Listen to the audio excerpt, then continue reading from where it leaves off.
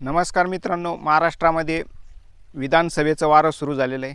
20 नोव्हेंबरला महाराष्ट्रात विधानसभेसाठी मतदान आहे। परंतु महाराष्ट्रात खरा धुमाकूळ घातला आहे तो पावसानं, आणि पावसामुळे शेतकऱ्यांचं प्रचंड मोठं नुकसान झालेलं आहे। शेतकरी म्हणजे यावर्षी पावसाचा सीझन चांगला असताना सुद्धा अक्षरशः देशोधडीला लागण्याची वेळ आलेली। सोयाबीनला सर्वात प्रथम भाव नाही। सोयाबीनचं जे काही 10 वर्षातलं किंवा 15 वर्षातलं सगळ्यात निच्चांकी भाव शेतकऱ्यांना मिळतोय 3000 ते 3800 पर्यंत।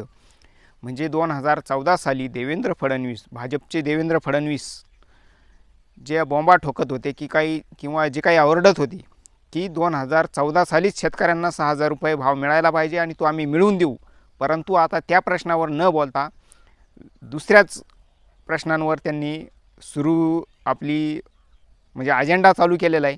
शेतकऱ्यांना वाऱ्यावर सोडलेलं आहे अक्षरशः। म्हणजे वास्तविक त्यांच्या म्हणण्यानुसार, फडणवीसांच्या म्हणण्यानुसार आज शेतकऱ्यांच्या सोयाबीनला भाव पाहिजे होता 8000 रुपये, परंतु 6000 रुपये सुद्धा भाव नाही, 4000 सुद्धा नाही आहे। दिवाळी तोंडावर आलेली आहे, 10 दिवसात दिवाळी आहे, परंतु शेतकऱ्यांना अक्षरशः मातीमोल भावाने सोयाबीन विकण्याची वेळ आलेली। दूध धंद्याचं तसंच झालेलं आहे। दुधात शेतकऱ्यांना 20, 22, 25 रुपये असा नाममात्र किंवा पाण्या इतका भाव अक्षरशः मिळत असताना शेतकऱ्यांनी दूध धंद्याकडे दुर्लक्ष करायला सुरुवात केलेली आहे। अक्षरशः गोठ्यातल्या गायी विकून शेतकरी हा दूध धंदा चालवित आहे। राज्याचे महसूल आणि दुग्ध विकास मंत्री राधाकृष्ण विखे हे भाजपचे बावले झाल्यानंतर त्यांनी अक्षरशः दूध धंद्याची वाट लावली भाजपच्या धोरणानुसार। आणि सोयाबीनच्या भावाचा बट्ट्याबोळ नरेंद्र मोदी यांनी मागच्या जून, जुलै, ऑगस्ट नाही पण जून, जुलैमध्ये प्रचंड प्रमाणात सोयाबीन तेल आणि सोयाबीन पेंडीची आवक करून शेतकऱ्यांचं कंबरडं मोडलेलं आहे। मी त्यावेळेस पण याच्याबद्दल व्हिडिओ केलेला होता। अक्षरशः 12-12 लाख टन सोयाबीनचे आवक त्यांनी केलेली होती, त्याच्यातून शेतकऱ्यांचं नुकसान झालं। परंतु मोठे धनदांडगे जे अदानी अंबानी सारखे त्यांचे मित्र आहे, त्यांचा मात्र सोयाबीन तेलाचे भाव प्रचंड वाढलेले आणि शेतकऱ्याच्या शेतमालाला अपेक्षित दर मिळत नाही आहे। तर याला सर्वस्वी नरेंद्र मोदी यांचं शेतकरी विरोधी धोरण कारणीभूत आहे। दूध धंद्याचं आपण बघितलं, बट्ट्याबोळ झालेला आहे। शेतकरी गाया विकून दूध धंदा चालवित आहे।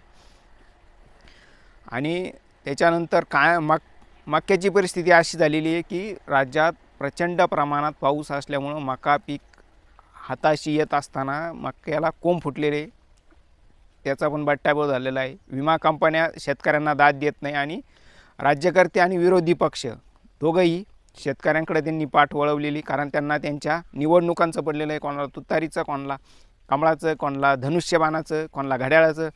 तर शेतकऱ्यांकडे पूर्णपणे दुर्लक्ष यांनी केलेलं आहे। त्याच्यानंतर विदर्भ, कोकणात तांदूळ म्हणजे धान, ह्या दिवसात वास्तविक पावसाची उघडीप पाहिजे असते, परंतु धान पिकाला सुद्धा पावसाचा मोठा फटका बसल्यामुळं त्यांचं सुद्धा नुकसान झालेलं आहे।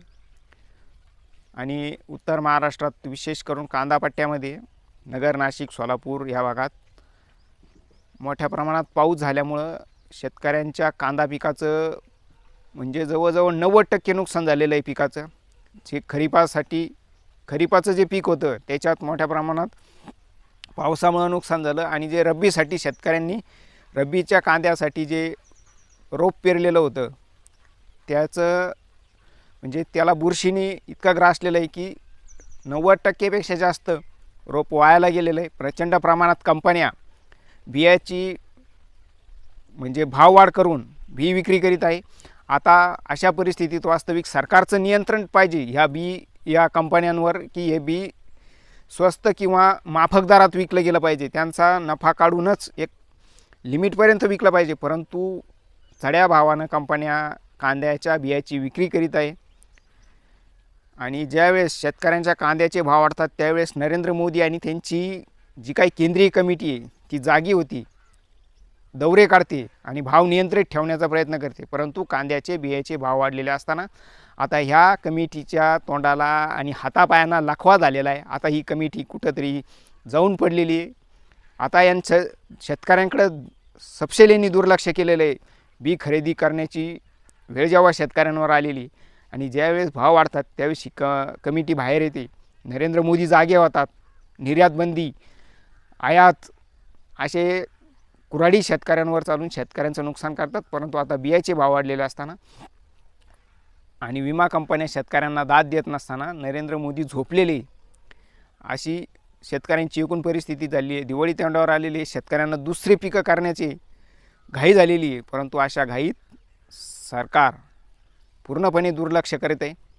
तर यांना ध्यानात ठेवा. यांना येणाऱ्या काळात आता गावागावात यांचे दौरे होतील त्यावेळेस यांना जाब विचारा, कारण शेतकऱ्यांचा मोठा मतदारसंघ किंवा मोठी वोट बँक तयार झालेली आहे. शेतकऱ्यांनी आपल्या प्रश्नांवर आता जागरूक झालं पाहिजे. फालतूचे जे धर्म धोक्यातानं अमका धोक्यातानं अमक्यानं अमुक केलं, अमका ह्या पक्षात गेला तमका त्या पक्षात गेला, याच्याकडे लक्ष न देता तुमच्या सोयाबीनचे भाव, तुमच्या दुधाचे भाव, तुमच्या कांद्याची परिस्थिती, ह्या प्रश्नांबद्दल बोललं पाहिजे. धन्यवाद. तुम्ही जागरूक असाल तर कमेंट करा खाली आणि ह्या राजकीय पुढाऱ्यांना आणि यांच्या चेल्याचापाट्यांना